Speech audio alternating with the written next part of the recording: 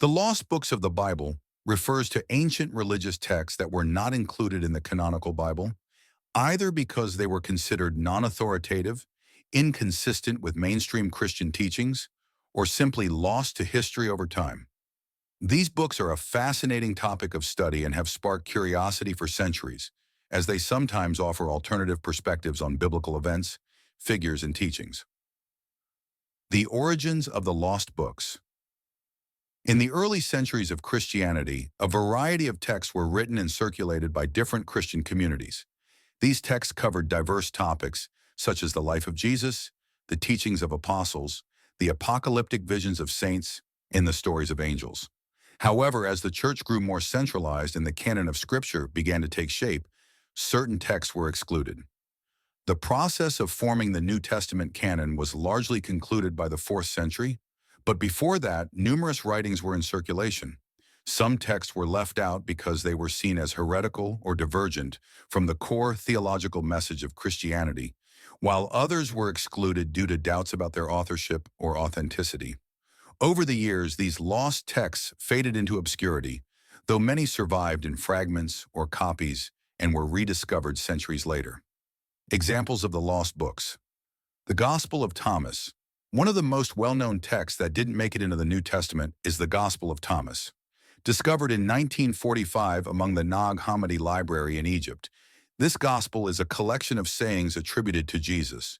But unlike the canonical Gospels of Matthew, Mark, Luke, and John, it does not contain narratives of Jesus' life, death, or resurrection.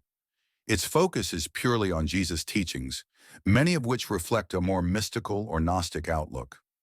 Some scholars suggest that its teachings are closer to early Christian mystical traditions that emphasize personal revelation and enlightenment. The Gospel of Mary Magdalene. Another intriguing text is the Gospel of Mary, which, like the Gospel of Thomas, was part of the Nag Hammadi findings. It is a dialogue between Mary Magdalene and the apostles, revealing her as a prominent disciple of Jesus. This gospel has become particularly popular in modern times, as it suggests Mary Magdalene had a unique spiritual role, challenging traditional views of her as merely a repentant sinner. The text discusses the inner spiritual journey and offers insight into Gnostic beliefs. The Book of Enoch. Though not technically excluded from the Bible for doctrinal reasons, the Book of Enoch was considered an apocryphal text by many early church fathers. It provides elaborate descriptions of the fallen angels, the Watchers, their interactions with humanity, and the coming judgment of the wicked. The Book of Enoch had a significant influence on early Christian thought, particularly in its portrayal of angels in the afterlife, but it was ultimately not included in the Hebrew Bible or the Christian canon. The Apocalypse of Peter. This early Christian text presents a detailed vision of heaven and hell, including graphic depictions of divine punishment for sinners. The Apocalypse of Peter was highly popular in the early church and even enjoyed consideration for inclusion in the New Testament canon. However, due to its sensational imagery and theological content, it was eventually excluded. The Infancy Gospel of Thomas. This text focuses on the childhood of Jesus, offering stories of his miraculous powers as a young boy.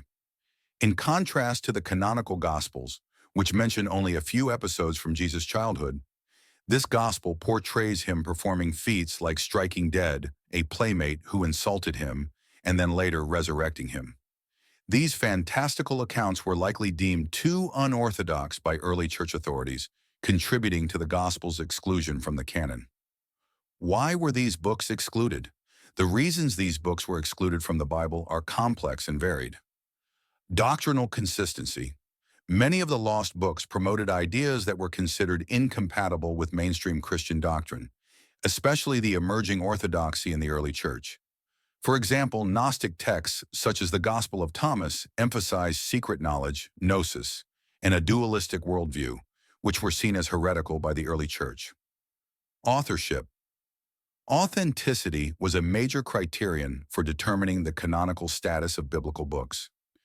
Many of the lost books were written centuries after the events they described and were attributed to apostles or early Christian figures, but their authorship was often questioned.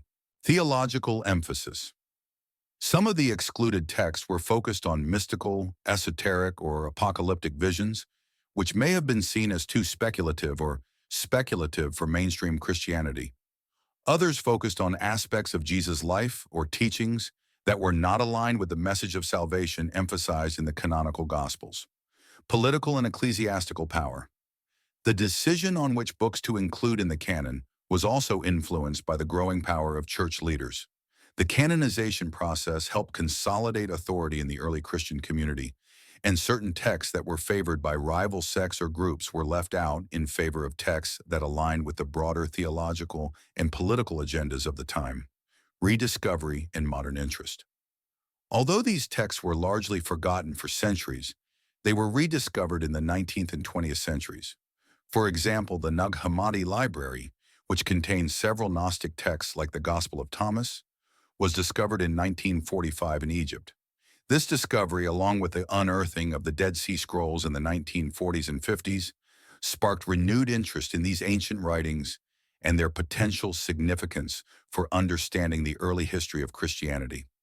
In modern times, scholars and theologians have delved into the lost books to uncover new insights about the diversity of early Christian beliefs and practices.